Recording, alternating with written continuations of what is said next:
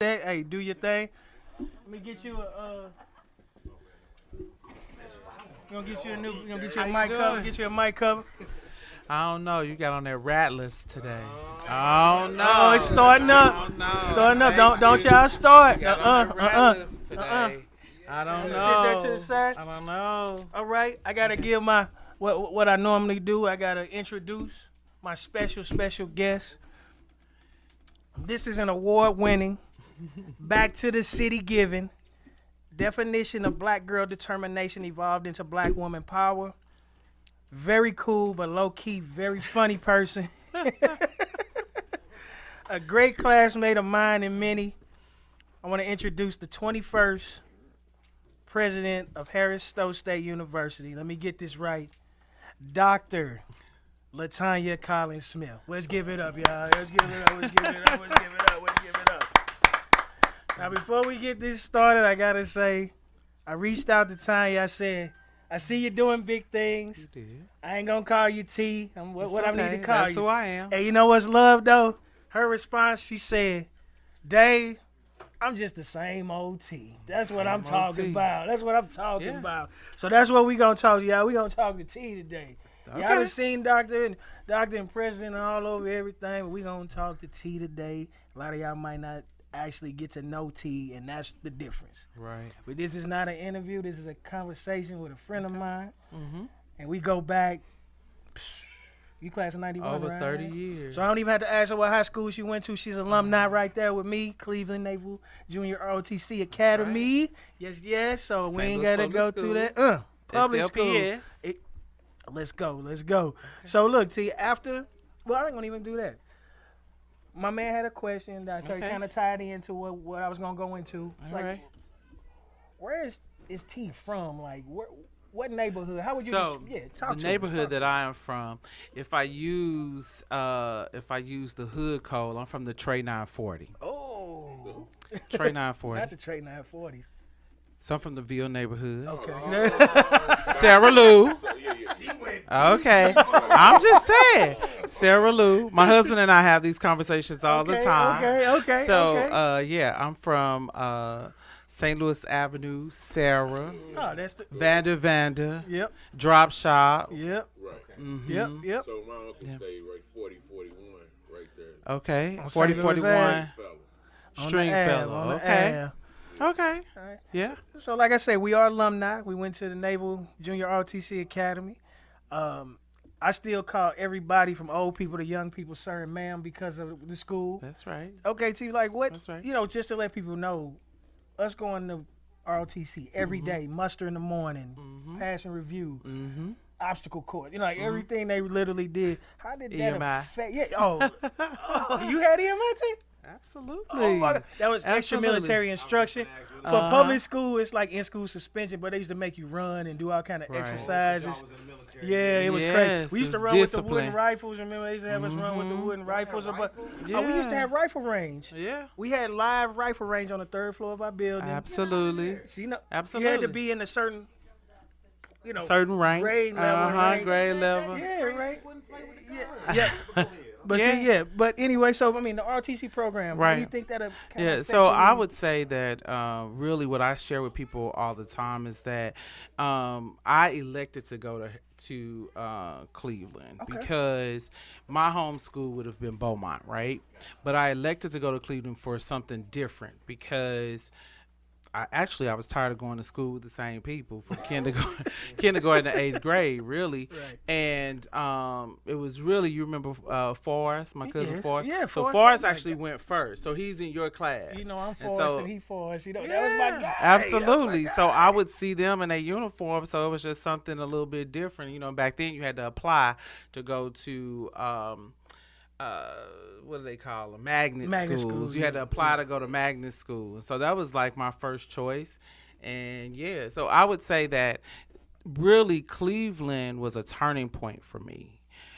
Coming out of the neighborhood, coming out of the hood, going to school in a diverse environment, being able to go to school with black people that look like me from the hood. So we were like from other neighborhoods. So we were 50% black and 50% white at the time. Yep. And so being able to go go to school with people from everywhere across the city. That really was impactful for me too. But more importantly, what really set the stage for me was the military environment. You know, real. the discipline of it. And not only that, when you started at Cleveland, you see these other students, right? And they telling you and they bossing you around, they telling you what to do. And so it's like, wait a minute, I want to do that. I can do that. I'm a leader, you know what I'm saying? I got leadership skills. Right. So really, Cleveland was a turning point for me, and it was really the foundation of who I am today. Amen. And the crazy part about it is some of the things that we learned then, like over 30 years ago, I still apply today. Wow. When I put on my clothes, I have to make sure they look a Gig certain line, way. right? My gig line. Make sure my gig line is straight, Yes, which is gig making line. sure that your shirt, Your when you button put it line line in, up with that your your button seam line on line your up with pants. your pants line, Oh, all of God. that, your belt buckle, making sure your shoes look a certain kind of way. So all of those things I still use, to this day. Me too. And just, the leadership that I gained there kind of catapulted me into leadership everywhere else. So, Oh, yeah. So, yeah. I mean, I went to ROTC because I was bad in the 8th grade. I'm just saying to show you how people go for different reasons. But you meet people that go there for a different purpose, but y'all still on the same page. And then you end up, see, like them, I was a goofball. But then I started hanging around people, and I was like, man, they goofing off right here with me, but they getting good grades. Right. You know what I'm saying? I'm like, I'm goofing off and getting bad grades. Wait a minute, they right here with me. Yeah. You know me, Wayne, everybody. Willie, it was a posse of us, and I'm like, but it's 10 of us, but 8 of them getting good grades, and the 2 of us that's not, and we doing the same thing. Doing the same so thing. I just started kind of rubbing off on me. I'm like, okay, that's how you doing it. Yeah. Okay, you cutting it a little short. I noticed you dip out a few minutes earlier than everybody else in the conversation. Yeah, absolutely. You know. So here, T, we like I said, I ain't crunch timing. I got to get you That's back. okay. Go ahead. I don't keep saying, all right, check it out. So you end up after high school. After high school, I went to college, and really how I got to I knew I always wanted to go to college, but I didn't know exactly where, right? So I tell my students all the time, no FAMU. But I tell about, honestly though, had I known more about HBCUs, I probably would have went to an HBCU, right? But I really didn't. My mother and my father both graduated from Lincoln University. They, I was born in Jeff City because they were students. Right. But my grandparents was like, that's about it. 3 days. I was here in St. Louis. But the thing is, my mother passed when I was 7. So I'm a village kid. And so everybody pitched in. My grandparents, my aunts, my uncles, my cousins, because I was the youngest cousin for a very long time until the cousins that I raised. I was the youngest for 18 years until the cousins that I raised came along. But I knew I wanted to go to college, but I didn't know what that looked like. And really, I was not I know Dave is giving me a little bit more credit. I was not that 3.0, 3.5. That wasn't me. I was more like a 2.5, 2.7 because I'm still going to be involved in everything. I'm still going to goof off too. But had I known then what I know now, I probably would have did it a little differently. Yeah, so really the truth of the matter is how I found my college. I found exactly what I needed in ROTC. My godmother was, remember Miss Fountain? Yes. So my godmother was a teacher at the high school. I never had her for a class. I met her in a hallway. I was going to the bathroom. She's coming out the teacher's lounge. And what she said to me was, hey, little girl, you're a cute little girl. What's your name? And I was telling my name, and she's like, you cute, but we got to put something on those lips. That's one of the reasons why I wear red lipstick to this day. But she really was kind of like, she was like a mother figure. She was exactly what I needed. I met her when I was 14, right on the cusp of getting ready to wild out because I'm from the hood, right? But I met somebody who had been to college. She graduated from Philander Smith College. She was an AKA, and she was like pouring into me every single day. So I'm working in her office my senior year, and honestly, I walked past and a pamphlet fell on the floor. And that's really how I found my college. I picked it up and I was like, okay, Central Missouri State is not that far away. It's not that close. Yeah, you can get away if Let you need me go ahead and apply. And the truth of the matter is, I tell my students all the time, I'm very transparent. I am not the traditional college president. I was a 15 ACT, developmental math. And really, Central Missouri State took a chance on me, not because I was, this academic scholar, but because I was so active in high school and because of my community service. Okay. So that's how I got to college, and I knew I was going. It was cool. I had the support from my family. Everybody was excited and supporting me. And really, I tell people all the time, I went to college on 3 things. 1, Pell Grant. 2, prayer. Amen. And a $500 scholarship. Wow. And really, the order is prayer, Pell, and a $500 scholarship. That's really the order, right? And so, when I got to college, I made my very first F in life my first semester in college. But it was my peers. It wasn't adults at college. It was my peers who was like, no, this is what you need to do. You need to go back, repeat, take that F again, and then build your GPA up from there. And when I came home, my grandmother was like, do you like it in Warrensburg? I'm like, yeah, I love it. It's great. It's the best thing. She was like, you might want to take a look at this. It was when report cards still was mailed home. She was like, if you don't get that together, you going to Forest Park. No Not me. Not me. I got a reputation to uphold. I ain't going no Forest Park. No, ma'am. And so, I just went back, got myself together, and graduated. I didn't know going to college you can graduate in more than 4 years, right? I thought college was like high school. Yeah, it was it. So I thought if you ain't graduating in 4 years, people going to look at you like you crazy. Right. So I committed every summer. I came home every summer and went to Forest Park and took general ed courses, but still graduated in 4 years. Gotcha. So, was it was the easy? No, not necessarily, but I knew I had that wake up call and I had to get my life right. So, or I was coming home. Right. And you was working for Harris-Stowe while you was going to school. No. So what wound up happening is when I graduated from, I was a social worker. I did social work and public health in this community for 21 years. Wow. And so when I left, CMSU, I came home and I worked at Echo for about 3 months, and then I worked for Catholic. Kings Highway. I worked for Catholic Services for Children and Youth. And when I got there, I saw people who didn't look like us, and they had these jobs that I wanted to do. And I knew I could do it better than they were doing it, right? For our people, it was foster care and adoption, and I knew I could do that better because I know our people. Yeah. But I kept hitting roadblocks because they were like, "No, you need a master's," and I actually deboed my way into SLU because they had already accepted all the students that they were going to accept for that year. And I told the man, I was like, hey, you got any probation admissions? Because don't you take students in January? And he was like, yeah, you know what that means. If you don't make 2 Bs, then you have to sit out for 5 years. I'm like, okay. My whole thing was, put me in, coach. Just let me in. Because now I know how to do this. I know how to navigate college. And so he let me in.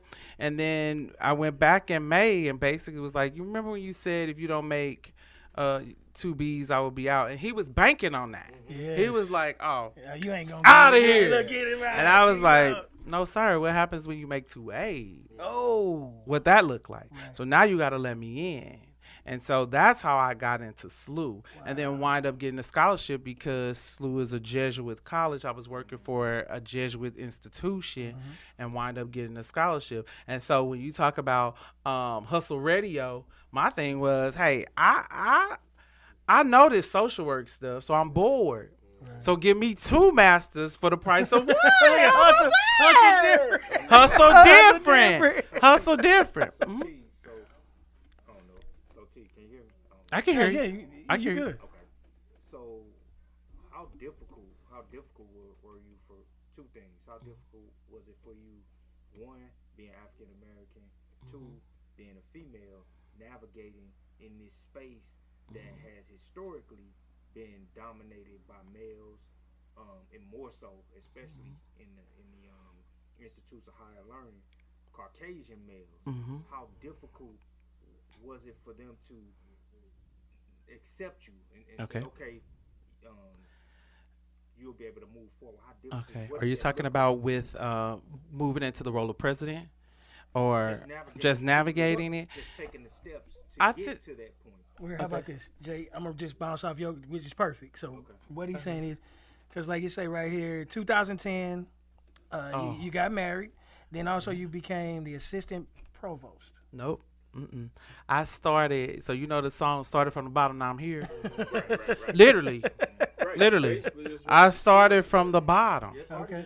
Yeah, I started from the bottom. So really what happened is I was doing social work and public health for like 21 years in this community. It was a friend of mine who called, who was working at Harris-Stowe. She was doing the Saturday tutoring lab. She woke me up and she was like, hey, it's a job for you at Harris-Stowe. I'm like, no, it's not. And she was like, yes, it is. At this time, I'm an independent social work and public health practitioner. I'm working for myself for the last like 7 years. And I was doing different contracts. So I was going in, filling in for people. I was at the city jail. had wrote a contract for them to do groups in the city jail. I was doing hospital work. And I was like, no, I'm juggling 4 contracts. No, she's like, I'm telling you. She was very persistent. She's like, I'm telling you, just come up here and apply. It's only for 9 months. You could do it. And I'm like, okay, I could do anything for 9 months. So the truth of the matter is I applied for the position. I really wasn't banking on getting the position, but I went up there on a Saturday, dropped my resume off. They called me Monday. I interviewed on Tuesday. I accepted the job on Wednesday. I backed out on Thursday. And then I re-accepted on Friday. And the reason I backed out is because you wanted to lowball me on my coins. Right. Money. The money. Now, from what he's saying, do you think that because you were, because of the two? Yes. Okay, that's where I was going, Jay. So you know what I'm saying? because here it is, I'm a female, right? But not only that, I'm new to this. I'm new to higher ed. Right. But the truth of the matter is, it was a grant from the White House Initiative on HBCUs. My role was to come in and educate students about HIV and AIDS, substance abuse, hepatitis, the stuff that nobody wants to talk about. While I was new to higher ed, I was true to social work and public health. I know this in my sleep. So now we have to have some conversation about what the dollar amount looked like. And we did. And so I had convinced myself I could do anything for 9 months, but it has been almost 14 years. Oh, wow. And so when I got to Harris-Stowe, I saw myself. I saw students who looked like me. I saw students who were from neighborhood much like ours. I saw students who were sponges that wanted to soak things up. And I saw an opportunity to be who I needed when I was at a campus in rural Missouri. And that was my motivation. Our grant was refunded. It was renewed for another 4 years. But the students that I had trained, they had taken the game and they moved on with it. They just needed me to show up to be an advisor, just be present. So I got bored. I liked the environment, but I started volunteering. I started volunteering on scholarship committees, student conduct committee. I started teaching first-year students. And truly, it was my students who was the catalyst for me to go back and get a doctorate degree. I had no desire for that. Honestly, I never saw myself at that level. I just had 2 master's degrees, so I was happy with what I was doing. But in order to, I wanted a seat at the table. And in higher ed, much like what you said, if you're not male, if you're not Caucasian, if this hasn't been the thing that you've done the whole time, it's hard to get a seat at the table. And so I honestly went back to get a degree for my students. My students was the catalyst for me to do that. And I wanted a seat at the table. And so right as I was finishing my degree, I met my mentor, who was one of the youngest presidents African American male, was youngest presidents in the nation at the time. He was at Harris-Stowe. He had came. Dr. Givens had retired after 32 years. He came to be the president, and I was like, okay, I'm listening to what he has to say. I'm gonna see what his vision is. If I can't rock with the vision, I'm gonna get this degree and I'm gonna move on. But I wind up on his transition team, and here he comes in from Detroit. Detroit and St. Louis kind of mirror, right? Yep. And he kept it real. He was like, I'm one of the 5 brothers from whatever project in Detroit, and I had a 1.7 GPA, and I'm a college president, right? If you want to know, you ain't got to Google me. If you want to know who I am, boom, boom, boom. I'm like, oh, okay, I can rock with this guy. He get it. He understand. He keeping it real. So we had a 15-minute meeting, all of us that was on the transition team. And when I went into the meeting, I said to him, I know we don't have much time. I said, well, here's who I am on paper. And I gave him my resume. And I said, I got a proposal for you. Because if you don't fix these areas at Harris-Stowe, you're not going to be successful. And I have a 3-dimensional perspective at this point. One, I worked on the student affairs side. Then I crossed over and came to the academic affairs side where I was at that time. But not only that, I raised 3 younger cousins that are my children. My set of twins matriculated through this institution, so I have a parental perspective too. And so basically what I said to him, let's spend this next 10 minutes talking about why I'm here and why I'm committed to this space and why I am a champion for Harris-Stowe. And on my way out the door, I was like, you like basketball. And he was like, yeah. I said, well, I'm going to tell you like this. I'm one of your 5 starters, and I don't ride the bench. Okay, look, wait. Okay, T, we got to have T back for a part 2. Y'all was running a little behind the next podcast. Okay, I got you. Cut it out. Like, we got somebody. He can't be on camera, but he need to cut it out, man. We going to talk anyway. So, look, T, we got to have you back. Okay. I mean, look, y'all hear say okay live in effect. It's the only thing we just got to respect the next part. I understand. Like as a woman, you bogarted your way. Yes. Example. Look, you said Debo. Right. Yeah. Debo. She used the term Debo on here. Your story is tough for all the young ladies out there. And that's why I brought her on. Yes, That's why we brought her on. Excuse Sexy me. Red, y'all need to pay attention. Give her just that much attention. Yeah. Give her just that much attention. Yeah. You know what I'm saying? Because when that run out, this is for real right here. You know what I'm saying? That internet fame in comparison Real to rap. It's just like busting your you knuckles, a basketball player and you don't have the education, but you get hurt on the court, now you assed out. You know what I'm saying? So the rap is gonna run out. Hey, well, I'm just kidding. Hey, look, that's what he do, yo. Yeah, that's what you gotta do. That's what he do. You do. Jay, you got anything? We got 2 minutes. 2 minutes. What's just wrap it up just for the viewers. What's one piece of advice that you can give a young person that is considering navigating into the higher level? Or wherever you decide to navigate. Number one, educate yourself, right? And don't be afraid to start over. I worked out of a closet. I took a closet and made it an office. I worked out of my car for a year. So the truth of the matter is I went from the closet to the president's office. Oh, that's what we're going to title this segment. Part 2 will be called From the Closet. Get it right. We old heads, not that closet. But from the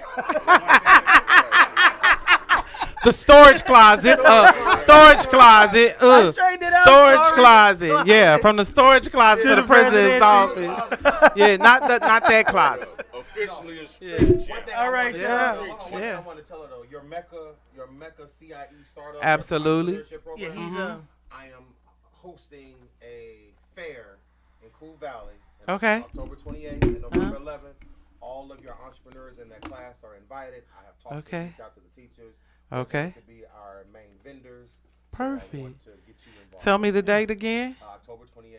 I see the information. Oh, that's homecoming. That's homecoming at Harris-Stowe. That's the presidential tailgate during the day. So, Can I start getting the invites? Yes, you can. You can get the invite. Absolutely. I would love to. Look, go to my page. It's on my page. Word up. Yeah. Word up. get some invites there, and like I said, And I'll be happy to come back. I'll be happy to come please back. come back. No, you got it. Yeah, absolutely. See, look, I still got to look. We ain't talking No about worries. that. We can do a part 2. We ain't talk- Word I up. ain't gonna even be mad because T came out and I could be tripping on time, but this is my. I know you good. I'm like, okay, cut from this on this on. Yeah, Absolutely. Okay, y'all, look, we gonna shut it down, everybody. Hustle Different Podcast in the building. Dr. LaTonia, Colin Smith in the building, President. Oh yeah, we got you. We got you. All right, appreciate your time, y'all. Thank y'all.